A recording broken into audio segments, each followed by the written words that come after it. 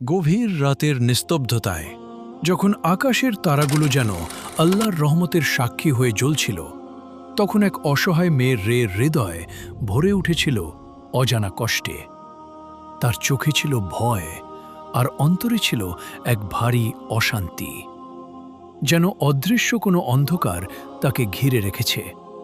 সে যখন আমার কাছে এলো, আমি কুরআনের আয়াত তিলাওয়াত করে তার উপর ঝাড়ফুঁক করলাম, আর তখনই অনুভব করলাম তাকে অত্যন্ত শক্তিশালী জাদু করা হয়েছে। এমন জাদু যা তার জীবনকে অন্ধকারে ঢেকে দিয়েছিল।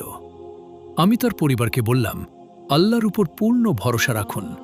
কিছু আমল ও দোয়া রয়েছে, ইনশাআল্লাহ এগুলোর মাধ্যমে জাদু তার স্থানেই ধ্বংস হয়ে যাবে।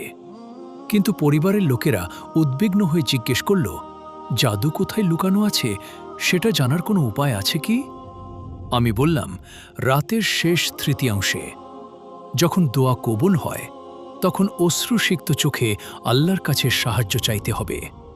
তাহাজ্জুদের নামাজে দাঁড়িয়ে কাকুতি মিনতি করে দোয়া করতে হবে, কারণ তিনি গোপন বিষয়ের খবরদাতা। সেই রাতেই মেয়েটি অজু করে নামাজে দাঁড়াল। তার কান্না ছিল নীরব রাতের বুক চিরে ওঠা আর্তনাদের মতো। সে আল্লাহর কাছে মিনতি করল, হে আল্লাহ, যদি আমার উপর জাদু হয়ে থাকে তবে আমাকে তার স্থান দেখিয়ে দিন এবং আমাকে মুক্তি দিন। তারপর ক্লান্ত চোখে সে ঘুমিয়ে পড়ল। স্বপ্নে সে দেখল এক অপরিচিত ব্যক্তি তার হাত ধরে ধীরে ধীরে ঘরের এক কোণে নিয়ে যাচ্ছে। সেই স্থানটি ছিল নিস্তব্ধ, যেন বহুদিনের লুকানো কোনো রহস্য সেখানে ঘুমিয়ে আছে। সকালে ঘুম ভাঙতেই সে কাঁপা কণ্ঠে পরিবারের সবাইকে স্বপ্নের কথা বলল। তারা বিস্মিত হয়ে তার দেখানো স্থানে খোঁজ করতে শুরু করল। অল্প কিছু মাটি খনন করার পরই বেরিয়ে এলো একটি বাঁধা পুঁটলি। সেটিই ছিল জাদুর বস্তু।